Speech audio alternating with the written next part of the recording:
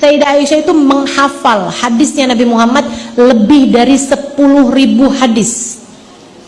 Jadi beliau meriwayatkan 2.200-an hadis, menjadi perawi yang nomor 4 terbanyak meriwayatkan hadisnya Nabi Muhammad, dan Sayyidah Aisyah menghafal lebih daripada 10.000 hadis.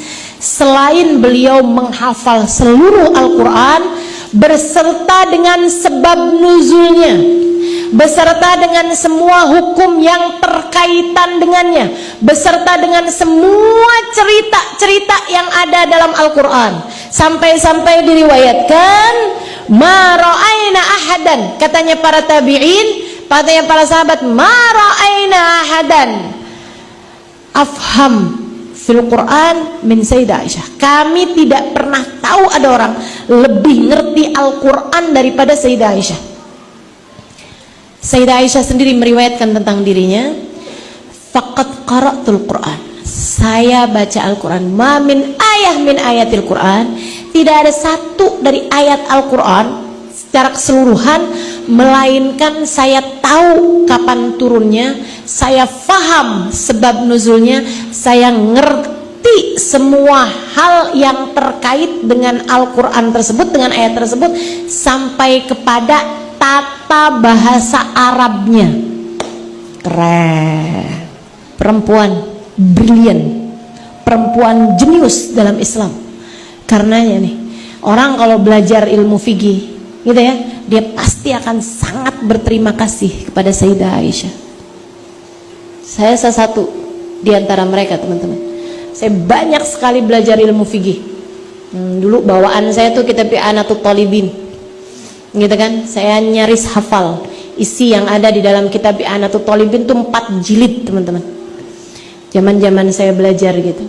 Makanya saya nggak tahu-tahu urusan anak itu pindah pondok, anak itu berhenti mondok karena dilamar sama orang, gitu ya. Drama-dramanya anak-anak pondok pesantren dulu itu saya nggak tahu-tahu, karena saya tuh isinya belajar aja. Bukan karena saya rajin, tapi karena saya seneng. Beda nih, belajar karena cinta dengan belajar karena rajin. Saya nggak rajin belajar, saya pemalas orangnya, tapi saya seneng belajar, teman-teman. Saya senang belajar, ya. Sayyidah Aisyah tuh senang belajar, cinta belajar. Apa-apa nanya sama Nabi, apa-apa nanya sama Nabi. Kalau nggak paham nanya sama Nabi gitu. Bahkan sahabat paling pinter itu namanya Sayyidina Ali bin Abi Thalib.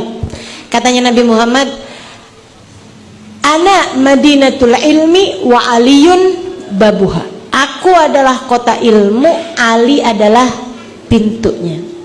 Akan tapi berulang kali, beberapa momen Sayyidina Ali bin Abi Thalib itu ditanya tentang satu masalah. Sayyidina Ali menjawab, is'alu Aisyah fa innaha a'lam minni fi hadhil mas'alah. Tanyakan masalah ini kepada Sayyidah Aisyah, dia lebih tahu daripada saya dalam masalah ini. Tuh, diakui keilmuannya bahkan oleh kalangan sahabat laki-laki. Kurang keren apa, teman-teman?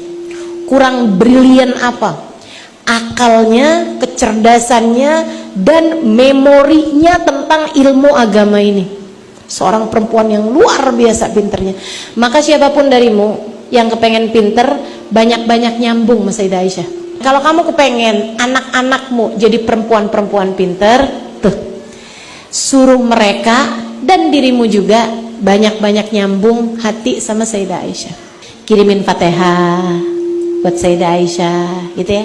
Nak, kamu belajar nih nak, sering-sering kirim Fatihah nak sama perempuan paling pinter, Sayyidah Aisyah.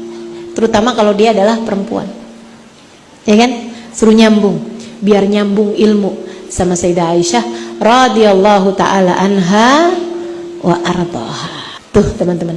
Di antaranya masalah qiraat. Kata Nabi Muhammad, siapa yang nganterin jenazah, ikut nganter jenazah, siapa yang nyolatin jenazah kalau ada orang meninggal dunia, falahu qiraat, dia dapat pahala 1 qiraat.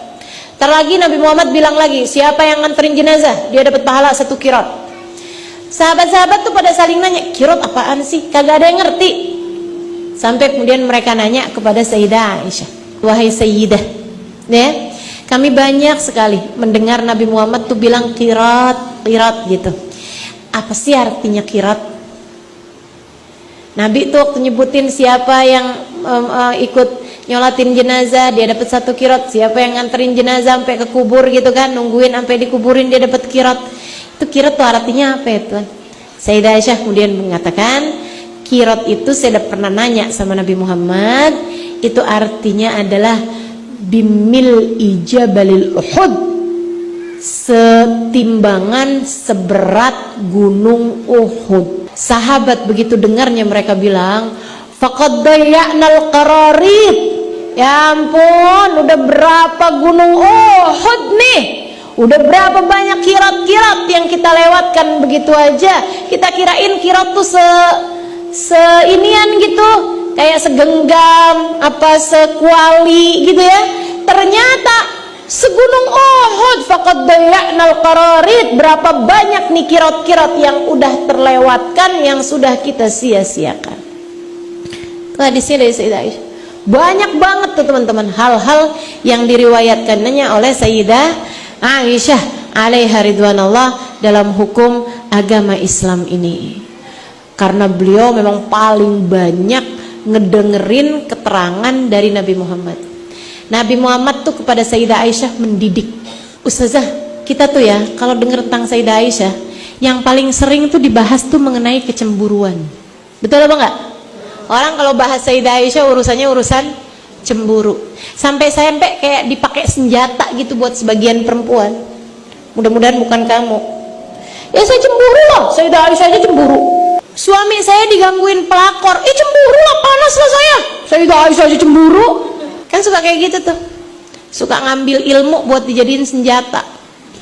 Maksudnya emang bener Sayyidah Aisyah cemburu. Nih ya, di akhir kajian nih saya harus sampaikan sama kamu tuh. Sebenarnya saya tuh asalnya mau cerita tentang urusan kalung hilangnya Sayyidah Aisyah, itu pelajaran banget sih buat saya. Tapi karena waktu jua yang memisahkan kita. Ini urusan cemburu apa urusan ini nih? Kayu sampai kalung hilang nih. Urusan cemburu aja ya, karena ini tuh suka salah paham juga gitu orang. Nih teman-teman, Sayyidah Aisyah cemburu, iyakah? Iya. Tapi Sayyidah Aisyah itu cemburu dan tetap bertakwa. Ini poin penting. Kamu boleh cemburu, tapi kamu harus tetap bertakwa. Cemburunya orang bertakwa tuh beda sama cemburunya perempuan nggak takwa. Jadi jangan salah nih teman-teman. Kamu cemburu, kemudian kamu ikuti kemana suami kamu pergi, ya itu namanya cemburu dan nggak takwa. Kamu cemburu dan kemudian suami kamu ngajak ngomong, kamu manyun aja, kayak ada perang gitu, kayak ada pedang gitu ya di leher suami kamu gitu. Itu namanya cemburu tapi nggak takwa. Cemburu gitu, tapi kemudian cemburu dan kemudian kamu ngomel-ngomel, apalagi sampai ada piring terbang segala. Itu namanya cemburu dan tidak takwa, teman-teman saudariku sekalian.